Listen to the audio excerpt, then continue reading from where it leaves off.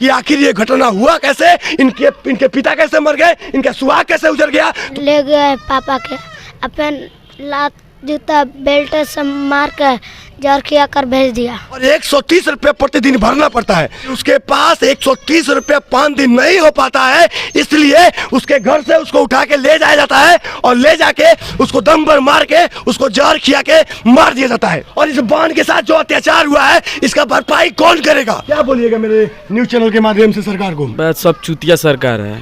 अगर इस बांध को न्याय दिलाना है तो इसको नौकरी देना पड़ेगा, इसकी बेटी का शादी करना पड़ेगा, इन 2 बच्चों का देख रेख करना पड़ेगा।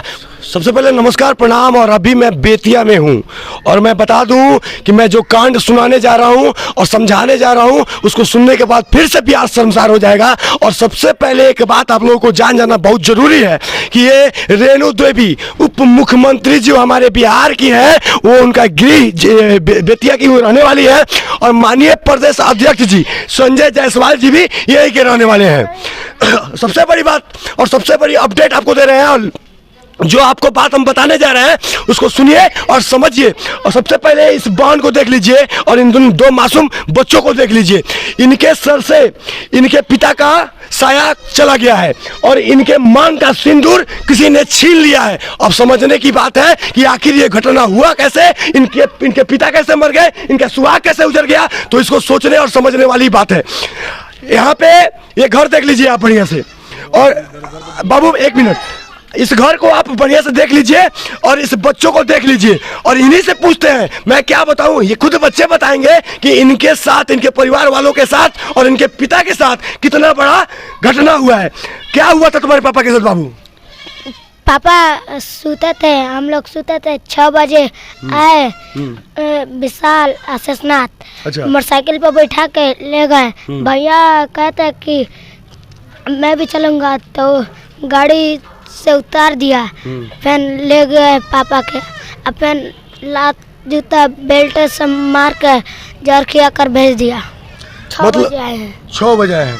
कब बजे ले गया था पापा को तुम्हारे? 6 बजे। मतलब यहाँ से ले कब गया था? 6 बजे से सुबह में ले गया था। और पापा कब आए घर? शाम के 6 बजे। तो पापा क्या बोले जब घर पे आए? तो कहे थे शेषनाथ और विशाल जहर खिला दे।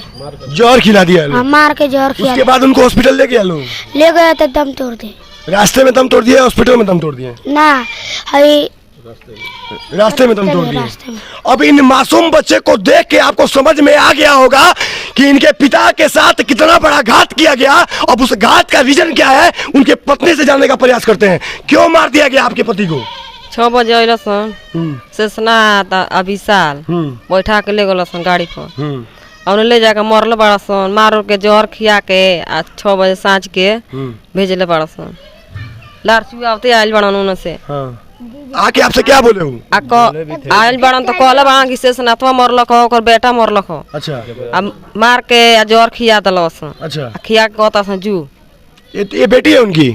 अब देख लीजिए और समझ लीजिए, इनके पिता को 6 बजे भोर में यहाँ से उठा के 2 व्यक्ति ले जाते हैं। मामले की सच्चाई मैं नहीं जानता हूँ, लेकिन जो ये बान बोल रही है उस आधार पर अगर जांच बैठे तो पता चल जाएगा कि इसमें अपराधी कौन है और उस अपराधी को सजा देना कितना जरूरी है। और एक और सवाल है, आखिर क्यों ऐसा घटना घटा? क्यों, क्या रीजन था कि उनको घर से उठा के ले गया लोग? ब्याज पैसा खातिर। कितना पैसा लिए थे ब्याज में?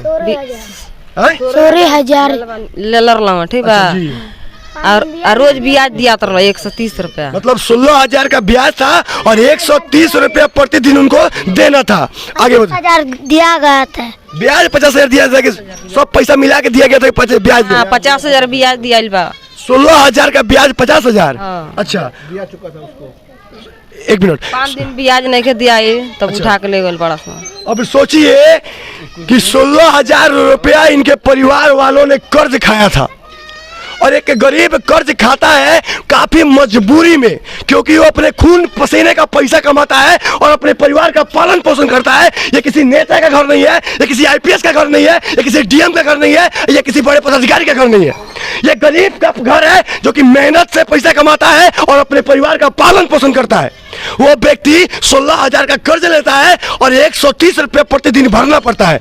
लेकिन अफसोस की बात यह है कि उसके पास 130 रुपये 5 दिन नहीं हो पाता है, इसलिए उसके घर से उसको उठा के ले जाया जाता है और ले जाके उसको दम भर मार के उसको जहर खिया के मार दिया जाता है। क्या घटना हुआ था, आप लोगों को कैसे मालूम चला? सुबह में मालूम हुआ कि ऐसा बात है कि प्रमोद कस के बोलिए क्या हुआ था मामला? सुबह में मालूम हुआ कि सिद्धनाथ आया था घर से, उसका पैसा था, प्रमोद को पकड़ के ले गया, मारते पीटते मारा पीटा अपने पास रखा, बोला मेरा पैसा दे नहीं तो भाई तू जहर खा के मर जा। बदले में उसको जहर खिला दिया लोग और मार दिया लोग। शाम को पता लगा लोगों को कि जहर खा लिया है, तो हॉस्पिटल ले जाते जाते उसका डेथ हो गया। क्या बोल रहे थे आप? वही मतलब यहाँ से ले गया लोग सुबह में 6 बजे, और 6 बजे जब आया तो वो बोला था कि शेषनाथ कुमार और विशाल दोनों आदमी मिलकर मारा और जहर खिलाकर हमको मतलब जबरदस्ती ये सब किया। आया तब घर पे तब बोला अपने वाइफ से कि शेषनाथ और विशाल दोनों जहर खिलाया है लो और जबरदस्ती किया है लो। यहीं ले जाते हॉस्पिटल समय उसका दम टूट गया। अब सोचिए 130 रुपया 16,000 रुपये का बदले में 50,000 व्यक्ति ब्याज भर देता है और 5 दिन गरीब परिवार है। और ये बहनों को देख, इस बहन को देख लीजिए, इन बच्चों को देख लीजिए, मात्र 16,000 का मामला बनता है और 16,000 के चलते इस परिवार का मालिक गार्जियन, इनका सुहाग, इनके लोगों के बाप का जान मार दिया जाता है। सिर्फ एक आदमी मारा होता ना तो कोई बात नहीं था, हम भी लोग नहीं बोलते। लेकिन सोचिए इन बच्चों का क्या होगा, इस ये दीदी का क्या होगा, इस बेटी का शादी कौन कराएगा, इन बच्चों का परवरिश कौन करेगा, इनको इनके लिए अब। अच्छा, आपके घर में और कौन कौन है? कोई नहीं खे हमें के। आप लोगों के ससुर हैं? ना कोई नहीं खे। मतलब अब उनके जाने के बाद आप बिल्कुल अकेले हो गई हैं। हाँ। अब समझिए और शर्म कीजिए। और मैं एक सवाल करने जा रहा हूँ बिहार के सरकार से और यहाँ के प्रशासन से। मैं पूछना चाहता हूँ, क्या बनाए हैं आप अपना डर कि आप लोगों का बिल्कुल डर नहीं है और क्राइम बढ़ते जा रहा है, बलात्कार, रेप, मर्डर हर दिन यही हो रहा है। और इस बहन के साथ जो अत्याचार हुआ है इसका भरपाई कौन करेगा? क्या सरकार इस बहन का खर्चा चलाएगा? क्या सरकार इस बच्चों का पालन पोषण करेगा? क्या सरकार इस बेटी का ब्याह करेगा? यहाँ का सांसद आया था, यहाँ पे आया था, यहाँ सांसद कोई नहीं आया, कोई नहीं। विधायक आया था, कोई नहीं आया था, झाकी पारने भी कोई नहीं आया था, रेणु देवी, संजय जायसवाल, कोई आदमी आया था? कोई नहीं आया था। कोई भी नहीं आया था, कोई भी नहीं। तुमसे एक सवाल पूछते हैं बे, तेरे घर एक छोटा सा दावत पड़ता है ना तो MP, CM, PM, DM, बड़े बड़े अधिकारी, बड़े बड़े पदाधिकारी सभी कुत्ता जैसे जाते हैं तलवार चाटने। लेकिन देख, जो लोग तुम्हें वोट देते हैं, गरीब के वोट से तुम जीतता है, राज करता है, और उनके मुसीबत के समय तुम लोग यहाँ पे कदम तक नहीं रखता है। इसलिए कि तुम लोगों को ऐसी गाड़ी तुम लोग इधर नहीं आ पाएगा।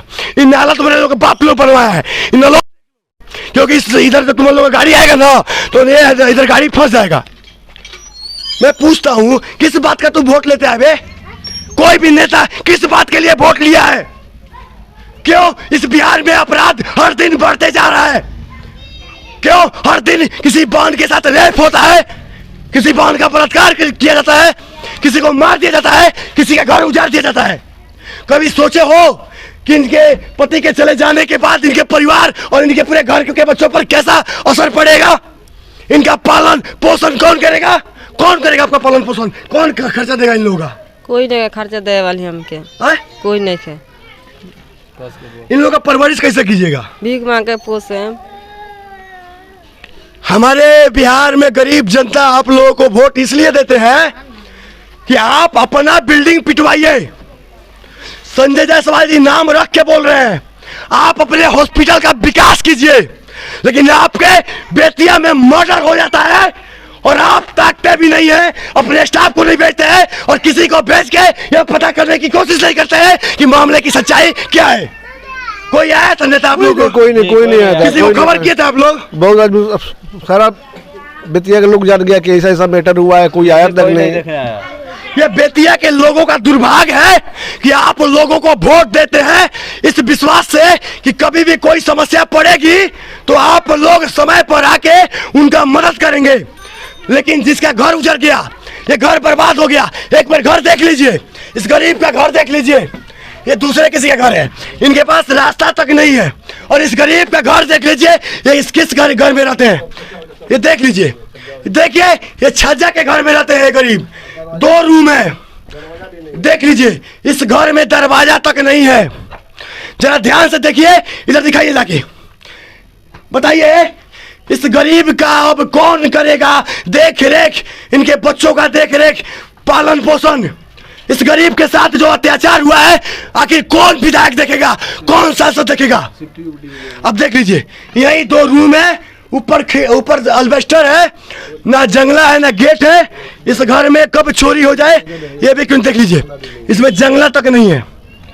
अब देख लीजिए ना गेट है ना जंगला है, और घर की स्थिति देख सकते हैं कि कम से कम 20 फीट के अंदर और 20 बाई 12 फीट के अंदर इनके घर बना हुआ है।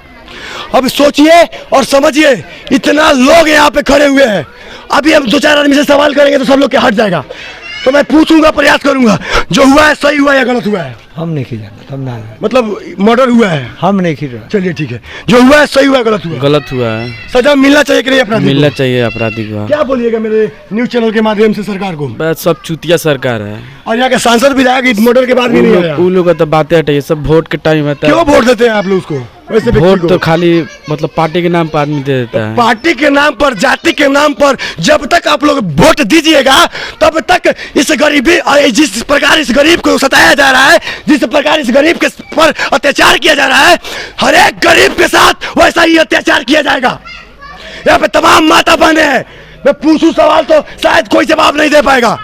गलत भइल बा कि निमन भइल बा? गलत भइल बा, निमन भइल। सजा मिले के चाहिए कि ना मिले के चाहिए? मिलल बा, आदमी सजा मिलल बा। सिर्फ सजा मिल जाने से इस बांध को न्याय नहीं मिलेगा। अगर इस बांध को न्याय दिलाना है तो इसको नौकरी देना पड़ेगा, इसकी बेटी का शादी करना पड़ेगा, इन 2 बच्चों का देख रेख करना पड़ेगा। कौन करेगा? कौन? वोट लेके जीतने वाले बताओ कौन करेगा? पूरे बेतिया में सलत मल्लू का पोस्टर लगा है, क्या बोलते हैं? शिक्षित युवा कर्मठ। अरे काहे का शिक्षित रे? तुम शिक्षित होता तो तुमको समझ आता कि इस गरीब के परिवार के साथ कितना अत्याचार होता। तुम कर्मठ होता तो इनके पास आता, इनके लिए मेहनत करता, इनको न्याय दिलाने का काम करता। तुम सुचारू होता, सुचारू लिखते हो ना, तो सुचारू का क्या मतलब होता है? सुचारू का मतलब होता है कि हर मामले में जब मामला कोई फंस जाए, कहीं कोई दिक्कत हो, उसका समाधान खोजे। तो तुम ना शिक्षित हो, ना कर्मठ हो, ना सहनशील हो, ना सुचारू हो, फिर किस बात का वोट चाहिए बे तुमको? किस बात का वोट? वोट लगे फिर बेतिया को लूट लो, अपना विकास कर लो, एसी गाड़ी में घूम लो, हवाई जहाज में घूम लो, लेकिन इस गरीब, इस बाल बच्चों को कौन देखेगा? कौन देखेगा? कोई नहीं है देखने वाला इसको, इन लोगों को कोई नहीं है देखने वाला। अपराधी को अगर फांसी की सजा भी मिल जाती है, लेकिन ये जो बांध को जो सजा मिला है, ये जीवन भर का किस गलती का सजा इनको मिला है? सोचिए, समझने की बात है। अपराधी जेल में जाएगा, 7 साल 5 साल में छूट जाएगा, पुलिस में पैसा खिलाएगा, मैनेज करेगा, हो सकता है कि 2 या 3 साल में छूट जाए, हो सकता है कि उसके लिए भी वकील पैदा हो जाए, वकील भी उसके फेवर में काम करे, केस को दबा दिया जाएगा, क्योंकि ये गरीब है, इनके पास पैसा नहीं है। आपके पास पैसा है केस लड़ने के लिए? ना है? ना। कहाँ से केस लड़िएगा? भीख मांग के लो। भीख मांग के केस लड़िएगा, लेकिन लड़िएगा। हाँ। इंसाफ मिलना चाहिए। हाँ।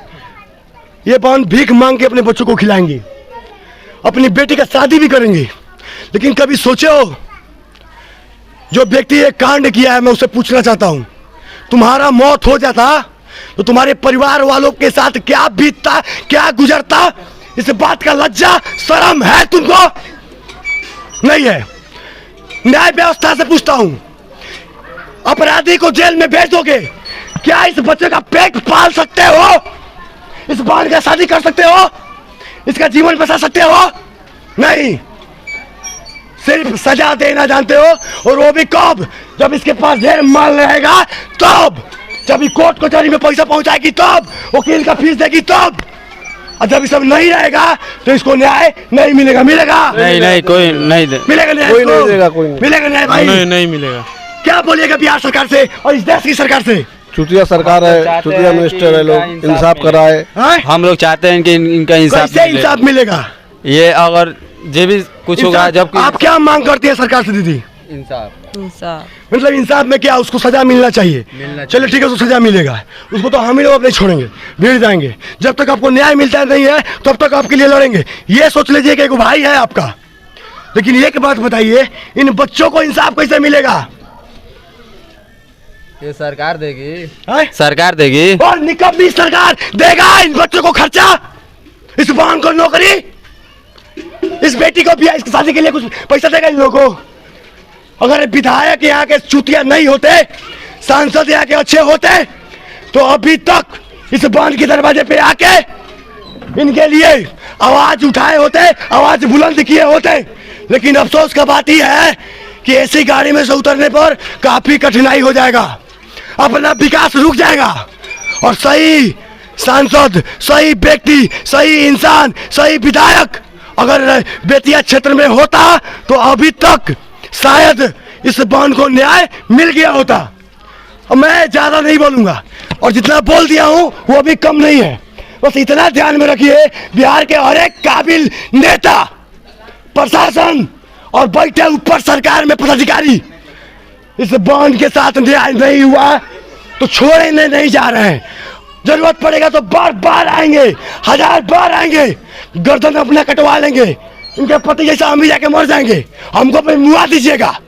लेकिन जिंदा रह गए तो इस बहन को न्याय दिलाएंगे, इन बच्चों का अधिकार दिलाएंगे और इस बहन का शादी भी करवाएंगे। कफन का कपड़ा बोलते हैं इसको, इसको हम कफन का कपड़ा बोलते हैं, कफन का। संजय जायसवाल जी बुरा मत मारिएगा, शोभा दे रहा है इस बच्चे पर। रेणु देवी बुरा मत मानना, शोभा दे रहा है। अगर ये वास्तव तुम्हारे बच्चों के शरीर पे हो तो सोचो क्या बीतता होगा, क्या बीतेगा और उन पे क्या गुजरेगा। इसका मुंडन हो चुका है।